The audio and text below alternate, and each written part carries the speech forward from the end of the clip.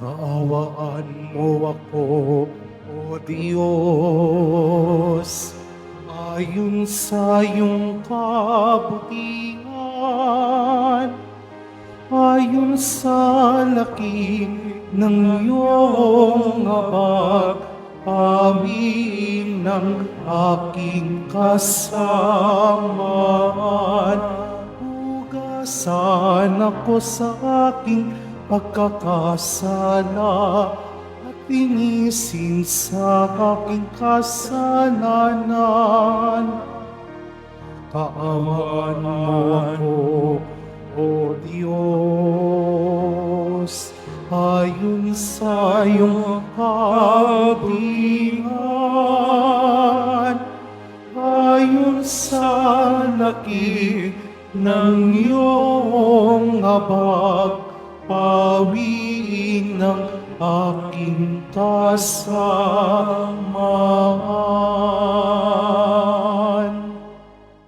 Sa ngalan ng Ama, ng Anak at ng Espiritu Santo, Amen. ang pagpapala ng ating Panginoong Kristo, ang pag-ibig ng Diyos Ama, at ang pagkakaisa ng Espiritu Santo naway suminyong lahat. At sumaiyo rin. Mga kapatid, sa Martes tayo na ikalawang linggo ng Kwaresma o 40 na araw na paghanda para sa Pasko ng pagkabuhay muli ng ating Panginoon. Isama natin sa misa natin ngayon ang mga intensyon para sa araw ngayon. Ang inyong mga intensyon kayo na sa loob at sa labas ng Basilica Minor at Pambansang Labanan ni Jesus Nazareno. Ang mga intensyon na kisa sa atin sa mitan ng live streaming through Facebook Live, YouTube, X, Instagram, TikTok, TV Maria, at iba pang social media dito sa ating bansa at iba't ibang dako ng mundo. Isama rin natin ang ating intensyon para sa kapayapaan sa mundo, lalo tigit na sa Israel, Ukraine at Syria. Mga minamahal kong kapatid, sa aklat ni Propeta Isaiah, tayo tinatawag ng ating Panginoon na sumunod sa kanyang kautusan upang tayo'y linisin sa ating ebanghelyo. Tayo ay tinatawag ng ating Panginoon na mamuhay na matuwid. Sundin ang mga tinuturo ng mga skriba at parisiyo, pero huwag tularan ng kanilang ginagawa sapagkat hindi sila nabuhay na matuwid.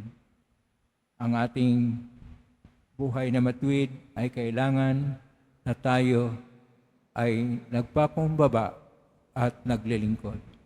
Sa mga sandali na hindi natin isinasabuhay ang mga diwa ng Ebanghelyo at ang paglilingkod para sa Panginoon. Sa mga sandali na dahil sa ating kinahan at karupukan tayo nagkasala, dumulog po tayo sa mga Panginoong nagpapatawad ng lubos. Sino kong tagapagpagaling sa mga nagsisisi, Panginoon, kaawaan mo kami. Panginoon, kaawaan mo kami. Dumating na tagapaganyayang mga makasalanan ay magsisi, Kristo, kaawaan mo kami. Kristo, kaawaan mo kami. Nakaluklukas sa kanan ng Diyos Ama para pamagitan kami, Panginoon, kaawaan mo kami. Panginoon, kaawaan mo kami. Kaawaan tayo makapangyarihang Diyos, patawarin tayo sa ating mga kasalanan at patnubayan tayo sa buhay na walang hanggan. Amen. Manalangin tayo. Ama naming makapangyarihan, lingapin mo at kukupin ang iyong sambayanan sapagat kami may hinang tao lamang na pawang babagsak kapag di mo inalalayan.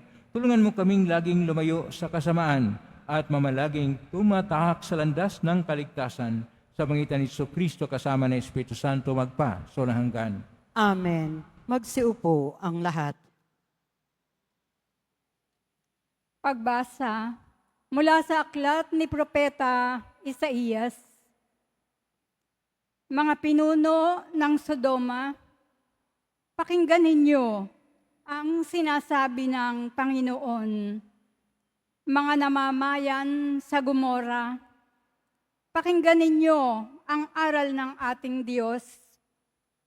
Magpakubuti na kayo, magbalik loob sa akin. Talikdanan ninyo ang masasamang gawain. Tumigil na kayo ng paggawa ng masama. Pag-aralan ninyong gumawa ng mabuti. Pairalin ang katarungan. Itigil ang pang-aapi. Tulungan ang mga ulila. ipagtanggol ang mga balo.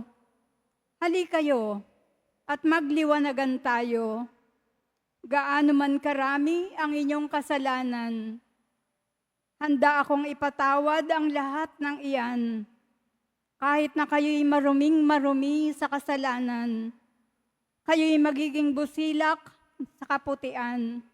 Kung kayo'y susunod at tatalima, pasasaganain ko ang ani ng inyong lupain. Ngunit, kung magpapatuloy kayo sa inyong pagsuway, ay tiyak na kayo'y mamamatay. Ito ang sabi ng Panginoon. Ang salita ng Diyos. Salamat sa Diyos.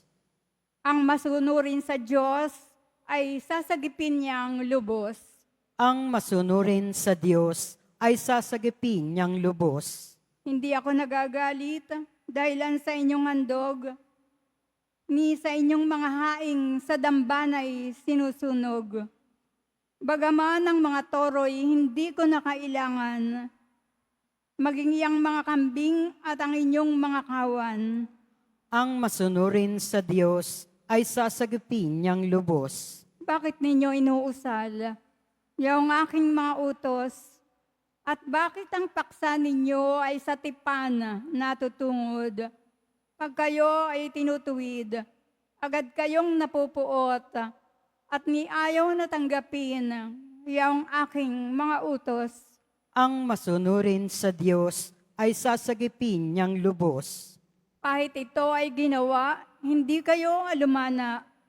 Kaya naman ang akala, kayo't ako'y magkaisa. Ngunit ngayon, panahon ng kayo'y aking pagwikaan upang inyong maunawa ang ginawang kamalian. Ang parangal na nais ko na sa aking ihahain ay handog ng pasalamat, pagpupuring walang maliw. Akin namang ililigtas ang lahat na masunurin. Ang masunurin sa Diyos ay sasagipin niyang lubos. Magsitayo po ang lahat.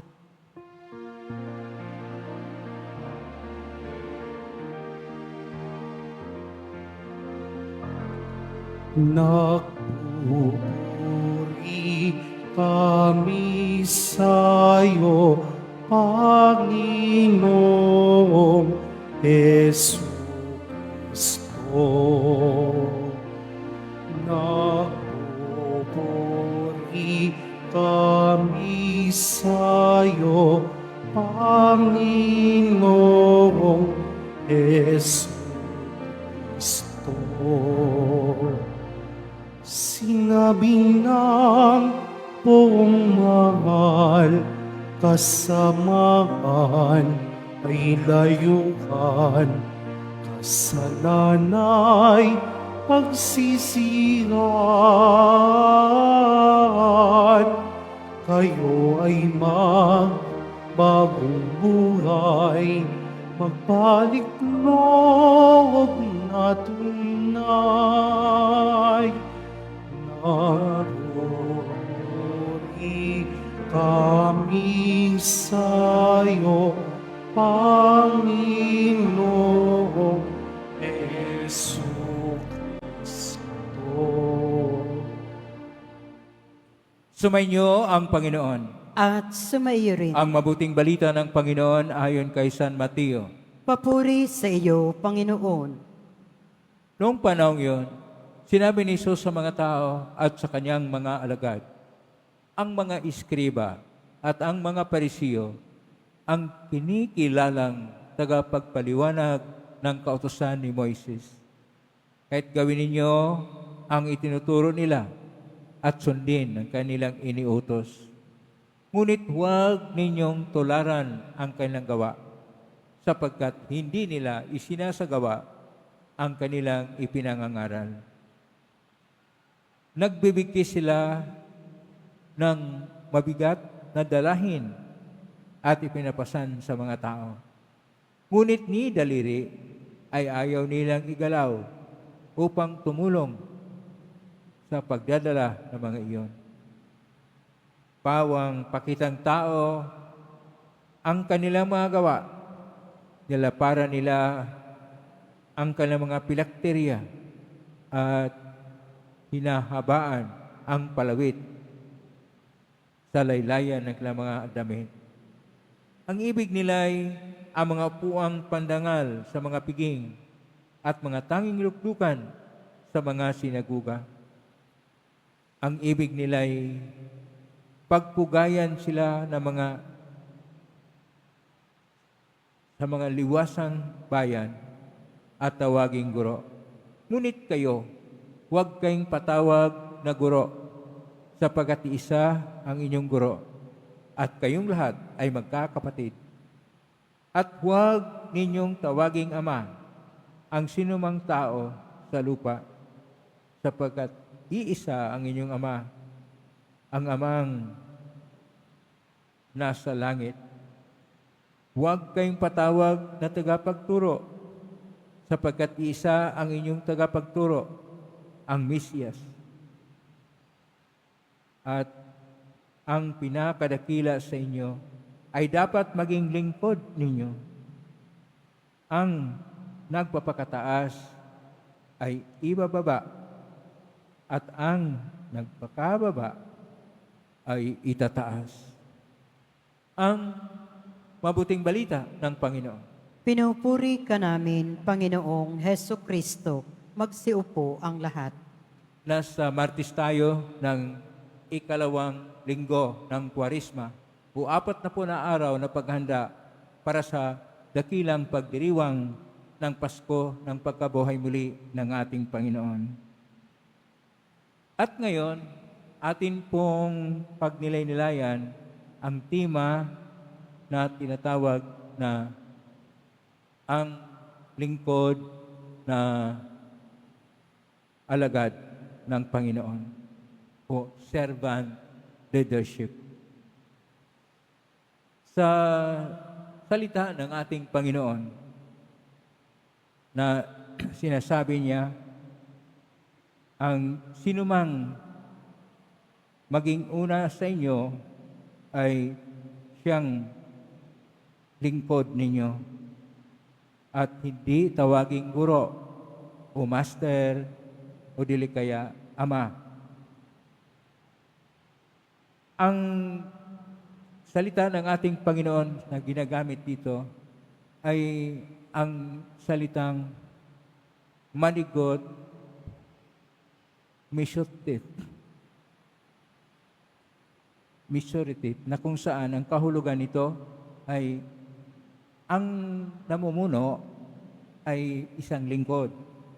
At kung sino mang mamumuno ay maging lingkod para sa lahat o magiging alalay sa lahat.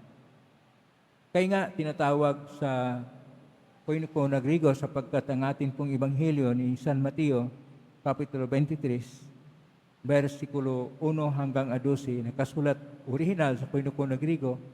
Sa Koinoko na Grigo, ito po ay tinatawag na Iglesia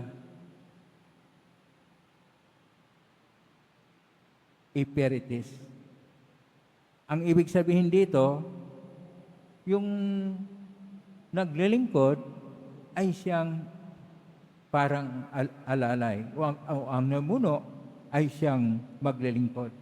Kasi kalimitan, kapag mayroong isang organisasyon, ang namumuno ay siyang mamumuno at magpahayag ng kanyang kapangyarihan. Kung iba para ang turo ng ating Panginoon, ang namumuno ay siyang magiging lingkod o tagapaglingkod o alalay sa lahat.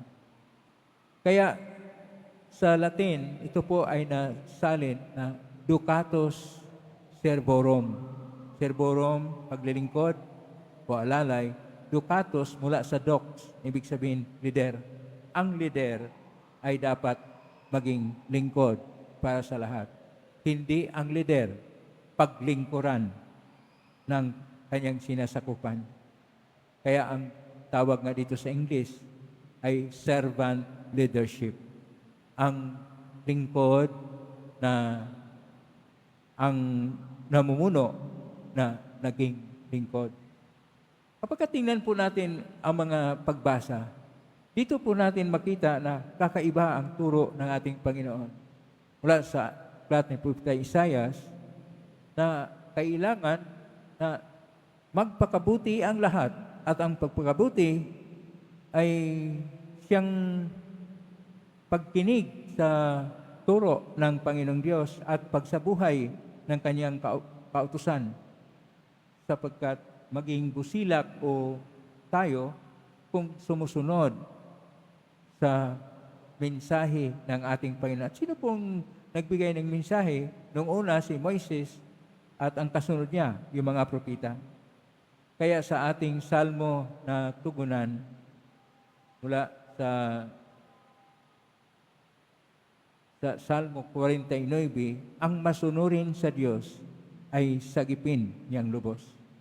Sa ating Ebanghelyo, ang ating Panginoon ay nagtuturo na huwag tularan ang mga tinatawag na tradisyonal na mga namumuno, gaya ng mga eskriba, gaya ng mga parisiyo at iba pa, sapagkat sila ay nagtuturo nga tungkol sa katotohanan, tungkol sa tradisyon ni Moises, at sila yung otoridad na masabi, alam nila ang kanilang tinuturo, pero hindi nila pinapractice sa konkreto o hindi nila sinasabuhay ang kanilang tinuturo. Kaya ang sabi ng ating Panginoon, huwag ninyo silang tularan sapagkat ang gusto nila na makilala sila ng tao at ang kanilang mga luklukan at upuan laging sa mga luklukan na para sa mga matanyag at ang kanilang mga ginagawa ay upang makita ng tao at purihin sila. Dapat, sabi ng ating Panginoon, huwag ang mga apostol o ang mga disipulo niya na tawaging guro o tatay o isang master o makapangyarihan, bagkos kanilang kapatid o kapwa. Sapagkat sinasabi ng ating Panginoon, at ito yung maganda, versikulo 11, kapitulo 23, sa Ebanghelyo ni San Mateo, ang pinakadakila sa inyo, ibig sabihin, ang pinaka-leader ninyo ay siyang inyong lingkod, ay siyang inyong alipin. Na kung pagkatingnan po natin ito, hindi po ito ayon sa pagtuturo ng ating kabiasnan o dili kaya kasalukuyang sambayanan na yung mga leader, yung mga namumuno ay pinapahayag ang kanilang kapangyarihan at sila ay sinusunod. Iba ang ating Panginoon. Ang sinasabi niya, ang pinakadakila sa inyo ay siyang inyong maging lingkod. At ang pinakamataas ay dapat nasa ibaba. Kasi ang nagpakataas ay ibabagsak at ang nagpakababa ay siyang itataas. Ang ating Panginoon ay nagsabi sa atin na magkaroon tayo ng isang pananaw na may pagpakumbaba, humility. Sapagkat kuminsan, kapag ang tao ay kilala na, ang tao ay nasa mataas ng luklukan, o dili kaya siya ay mayaman na, parang gusto niya na kilalanin siya ng mga tao at siya ay pagbigyan ng espesyal na treatment. Sabi ng Panginoong Hesus, hindi dapat. Dapat lalong magpakumbaba kung sino man ang namumuno, kung sino man ang matanyag, kung sino man ang makapangyarihan o mayaman. Sapagkat, at ito ang mahalaga sa atin, versikulo 11, kapitulo 23, Ebanghelyo ni San Mateo, ang pinakadakila sa inyo ay dapat maging lingkod. Nawa, ito yung tinuturo ng ating Panginoon ay tumitimo sa ating mga isipan at puso. Sapagkat kuminsan, magkaroon tayo ng kunting problema sa sambayanan kapag sunod-sunuran lang tayo sa mga makapangyarihan, sa mga mayayaman o matatanyag na tao at sa panahon ng eleksyon, sila ang ating iluluklok at sila pa ang magdala ng problema sa sambayanan. Kailangan natin tingnan na ang bawat isa sa atin ay magkapatid sa isa't isa. Isa lang ang ating tatay, isa lang ang ating master, isa lang ang ating Panginoon. Walang iba kundi ang ating Panginoong Diyos.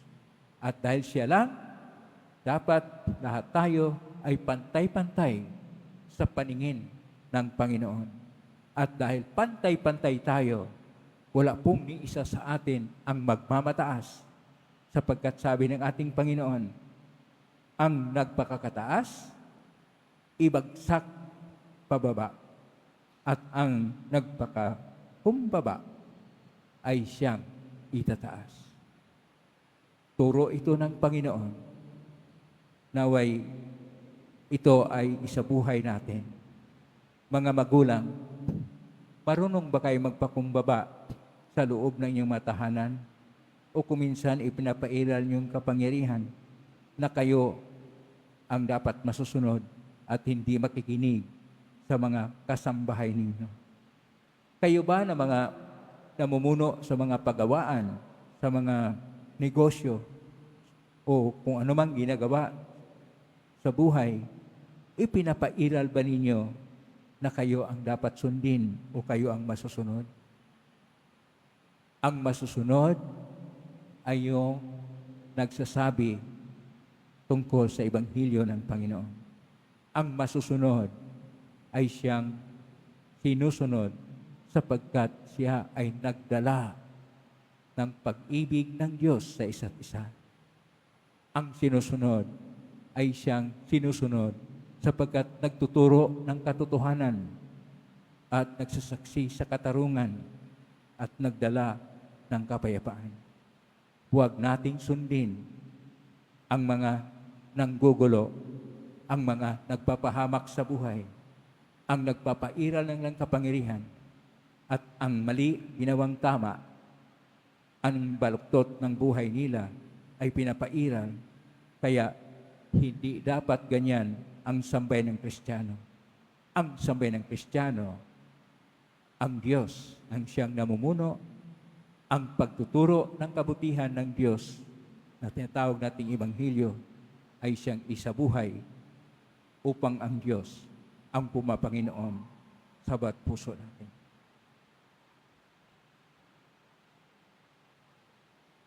Magsitayo po ang lahat.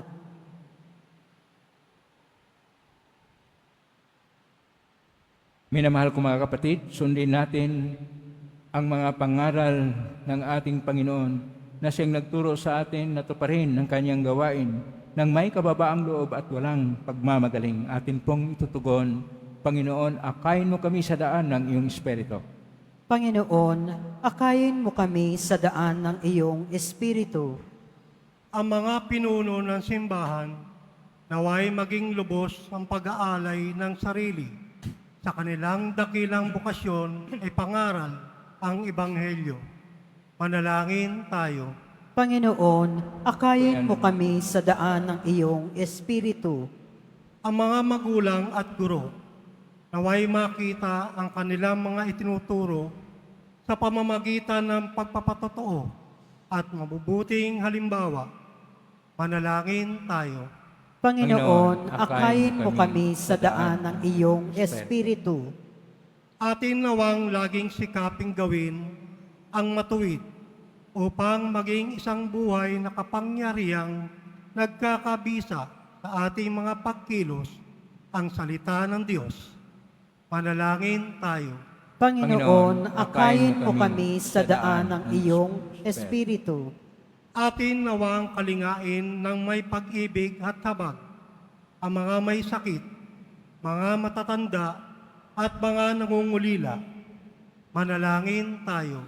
Panginoon, akayin mo kami sa daan ng iyong Espiritu. Ang mga namayapa, naway makatagpo ng kapangahingahan at bagong buhay sa kaharian ng Diyos. Manalangin tayo. Panginoon, akayin mo kami sa daan ng iyong Espiritu. Sa tahimik, idulog natin sa Panginoon ang ating mga sariling kahilingan.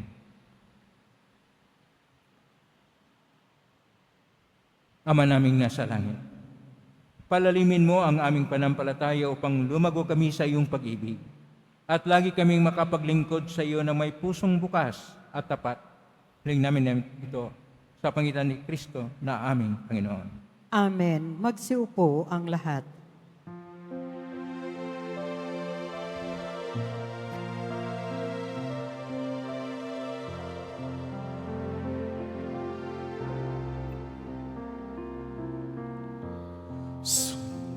Sumasamo kami sa'yo, marapatin yaring alay. Panginoon, tanggapin mo itong alak at tinapay.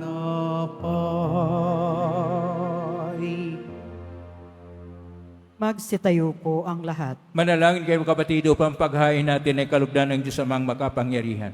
Tanggapin nawa ng Panginoon itong paghahain sa iyong mga kamay, sa kapurihan niya at karangalan sa ating kapakinabangan at sa buong sambayanan niyang banal. Ama naming lumikha, kalugdan mo ang gawing banal. Ang paghahaing aming ipinagdiriwang, sa kapagpapatawad ng mga kasalanan at sa pakikinabang namin sa pagpapalang iyong bigay sa pangitan ni Kristo kasama ng Espiritu Santo, magpa sa walang hanggan. Amen. Sumainyo ang Panginoon. At sumaiyo rin, Itaas sa Diyos ang inyong puso at diwa. itinaas na namin sa Panginoon. Pasalamatan natin ang Panginoong ating Diyos. Marapat na siya ay pasalamatan. Ama ng kapanin, tunay marapat ni kay aming pasalamatan sa pangitan ni Kristo na aming Panginoon. Sa pagbakasakali mong kami mabuti, isinugo mo si Kristo upang pangunahan kami bilang pagsunod sa iyong atas na bigay, pinahayag ng anak ang iyong kalooban na mga pitluka ay kanyang damayan. Ngayon ay iyong inihandog ang pagkataong aming maisaloob ang kanyang ganap at kusang paglilingkod upang sa iyo lagi kaming makasunod. Kaya kaysa namang yan sisiawit ng papuri sa iyong pahay sa kalangitan, kami nagbuwini sa kadakilaan. Santo, Santo, Santo, Panginoong Diyos ng mga hukbo, napupuno ang langit at lupa ng kadakilaan mo, o sana sa kaitaasan, pinagpala ang naparirito sa ngalan ng Panginoon, o sana sa kaitaasan, magsiluhod po ang lahat. Ama naming banal, ikaw ang bukal ng tanang kabanalan, kay samitan ng Espiritu ng banal, makaloob na ito upang para sa aming maging katawan at dugo ng aming Panginoong Kristo. Bago niya pinagtisang ko sang loob na maging handog, hinawakan niya ang tinapay, pinasalamatan kanya, pinaghati-hati niya yon, iniabot sa kanyang malagad at sinabi, tanggapin ninyong lahat ito at kanin. Ito ang aking katawan na ihandog para sa inyo.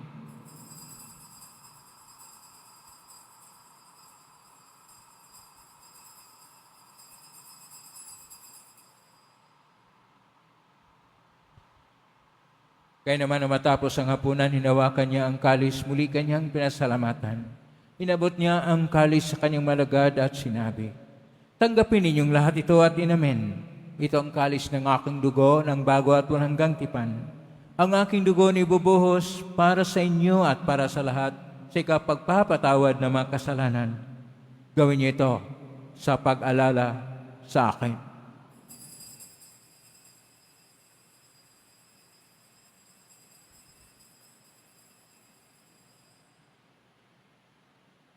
Magsitayo po ang lahat. Ang misteryo ng pananampalataya. Si Kristo'y namatay, si Kristo'y nabuhay, si Kristo'y babalik sa wakas ng panahon. Ang mga ginagawa namin ngayon ang paglalas, pagkamatay, tuling pagkabuhay ng anak kahit naalay namin sa iyo, ang tinapay na nagbibigay buhay at ang kalis na nagkakakaloob ng kaligtasan. Kami nagpapasalamat. Nagminarapat na tumayo sa harap mo para maglingkod sa iyo. Isinasamo namin kami magsasalo-salo sa katawan at dugo ni Kristo ay mabuklod sa pagkakaisa sa pamagitan ng Espiritu Santo. Ama, Lingapin simbahang laganap sa buong daigdig. Pususin mo kami sa pag-ibig kay San Francisco na aming Papa at ni Jose na aming Obispo at ng Tanang Kaparian. Alalahanin mo rin, mga kapatid naming nahimlay, may pag-asang sila'y muling mabuhay, gaya din ang lahat ng mga pumanaw. Paawaan mo sila at patuloyin sa iyong kaliwanagan. Kawanin dipatin kaming lahat na makasalo siyang buhay na walang wakas. Kaisa ng mahal na Birhen Maria na Ina ng Diyos, ng kabiyak ng puso niyang San Jose, kaisa ang mga apostol, ni San Juan Bautista, ni San Roque, ni San Lorenzo Ruiz de Manila, ni San Pedro Calungsod at ng lahat ng mga banal, na namoy Diyos daigdig ng kalugod-ugod sa iyo, maipagdiwang nawa namin ang pagpupuri sa karangal mo sa pangitan ng anak na aming Panginoong Hesus Kristo. Sa pamamagitan ni Kristo, kasama niya at sa Kanya, ang lahat ng parangal at papuri ay sa iyo, Diyos Amang makapangyarihan, kasama ng Espiritu Santo, magpasawalang hanggan.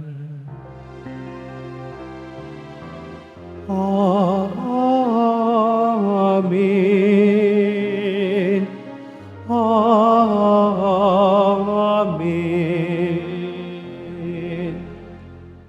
Sa tagubilin ng galing na utos sa turo ni Jesus sa Panginoon natin at Diyos, ipahayag natin ang lakas loob. Ama namin, sumasalangit ka, sambahin ang ngalan mo. Mapa sa amin ang kaharian mo, sundin ang loob mo dito sa lupa para nang sa langit. Bigyan mo kami ng aming kakanin sa araw-araw at patawarin mo kami sa aming mga sala para nang pagpapatawad namin sa nagkakasala sa amin. At huwag mo kaming ipahintulot sa tukso at iadya mo kami sa lahat ng masama. Niling namin kami iadya sa lahat ng masama, pagkalooban ng kapayapaan araw-araw. Iligtas sa kasalanan at talisalat ng kapahamakan samantalang aming pinanabikan ang dakilang araw ng pagpapahayag ng tagapagligtas naming si Jesucristo. Sapagkat iyo ang kaharian at ang kapangyarihan at ang kapurihan magpakailanman. Amen. Panginoong Jesucristo, sinabi mo sa mga apostol, kapayapaan ang iniiwan ko sa inyo, ang aking kapayapaan ay binibigay ko sa inyo. Tunghayin mo ang panampalataya at huwag ang aming pagkakasala. Pagkalooban mo kami ng kapayapaan at pagkakaisa ayon sa iyong kalooban, kasama ng Espiritu Santo, magpa sa walang hanggan. Amen. Ang kapayapaan ng Panginoon ay laging sumainyo. At sumaiyo rin. Magbigayin kayo ng kapayapaan sa isa't isa. Kapayapaan.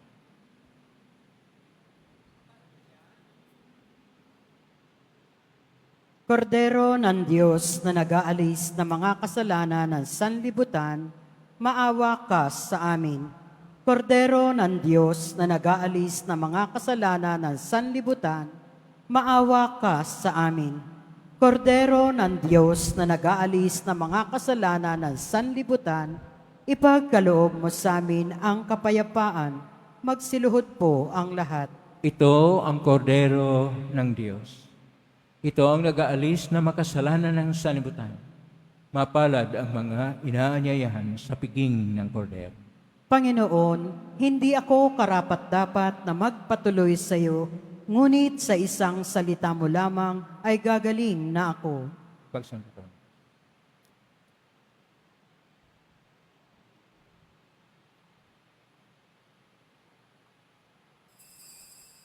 Para sa lahat ng tatanggap ng banal na komunyon, sasagot po tayo ng amen pagkasabi ng pare o lay minister ng katawan ni Kristo at isubo agad sa bibig bago umalis sa harapan ng pare o lay minister. Sumunod po tayo.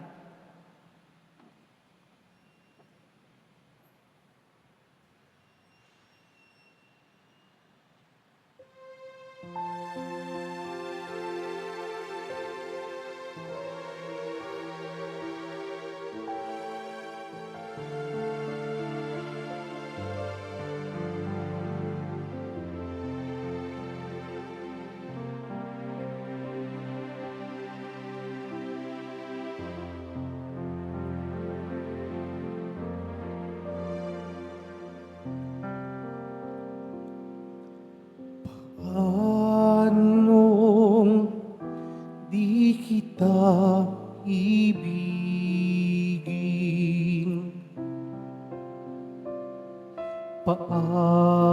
Paanong di ka patawarin?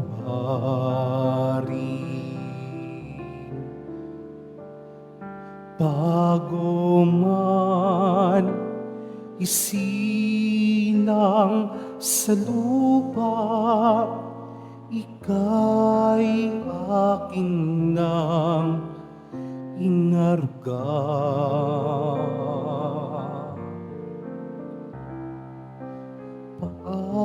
Paanong ako iyong lisanin?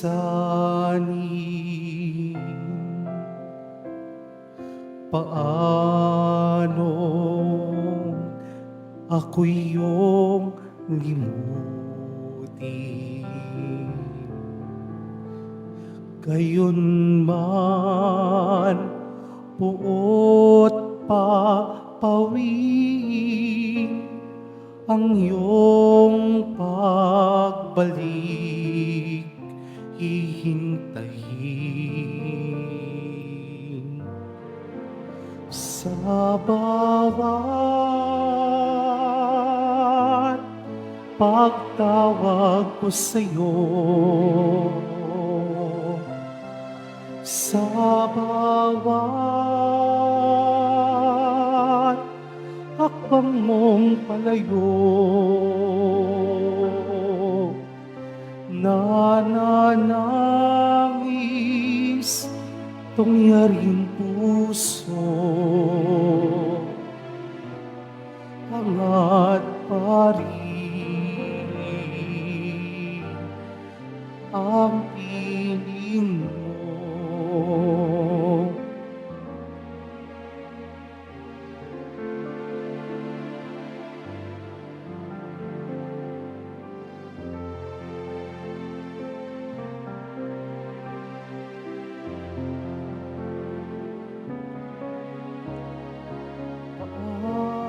Paanong di kita ibigin? Paanong di ka patawarin? Bago man isilang sa lupa, ika'y akin nang inaruga. Sa bawat pagtawag ko sa'yo, sa bawat hakbang mong palayo, nananangis tungyaring puso, hangat pa rin ang piling mo, hangat pa rin ang piling mo.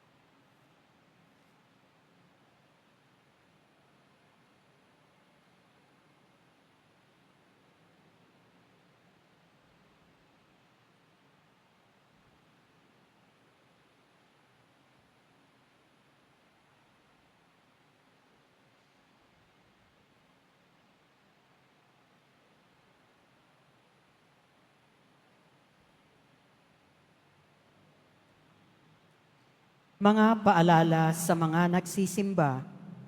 Pagkatapos ng misa, wiwisikan po ang lahat ng banal na tubig. Pinakikiusapan ang lahat na manatili lamang muna sa inyong mga lugar. Tanging sa Quezon Boulevard o Plaza San Juan lamang ang labasan ng lahat. Sumunod po tayo. Maraming salamat po sa inyong pagdalaw at pagsisimba sa Basilica Minor at Pambansang Dambana ni Jesus Nazareno. Magsitayo po ang lahat. Manalangin tayo. Ama naming mapagmahal, sa aming banal na pagsasalong ito, katapatan sa pamumuhay namin dagdagan mo at tulungan mong kami mamalaging kalugod-lugod sa iyo sa magitan ni Kristo kasama ng Espiritu Santo magpa sa unang hanggan. Amen. Maraming salamat po sa inyong pagdalaw sa tahanan ng ating pong Isus Nazareno. Kay mga narito, kami naugnay sa iba't ibang social media platform na cosposting sa iba't ibang paraan. Naway ang inyong panalangin ay dinggin ng poong Isus Nazareno. Salamat po sa lahat na nagbigay ng tulong at donasyon sa Quiapo Church o pamakatulong ang Quiapo Church sa kapwa ng mahirap at nangailangan. Salamat po sa inyong tulong, pagpalain kayo Panginoon Diyos. Salamat sa lahat ng mga naglilingkod ngayon. Pagpalain kayo lagi ng poong Isus Nazareno. Ngayon na po ang pagwasbas. Sumainyo ang Panginoon. At sumaiyo rin. Mahal na pong Isus Nazareno, hagmos niya ng cross ang walang malo na pag-ibig ng Diyos ang katauhan. Pakinggan mong kilingan ng kan na nagsusumama sa ang mga nangailangan ng iyong tulong at awa. Makamtan nawa namin ang iyong kasagutan na may utang na loob na tinatanaw. Basbasan po ninyo itong mga imahin at dasalan upang lalo kaming manalangin at magtiwala. Sa pamagitan ng benisyon nito, naway lalo kaming maging mapaglingkod, masunurin, tapat sa iyo na aming mawalhating Panginoon, magpasa walang hanggan. Amen. Pagpalain kayo makapangirihang Diyos, Ama at Anak at Espiritu Santo. Amen. Lumayo kayong taglay ang kapayapaan, pag-ibig at pag-asa ng pong Isus Nazareno. Salamat sa Diyos.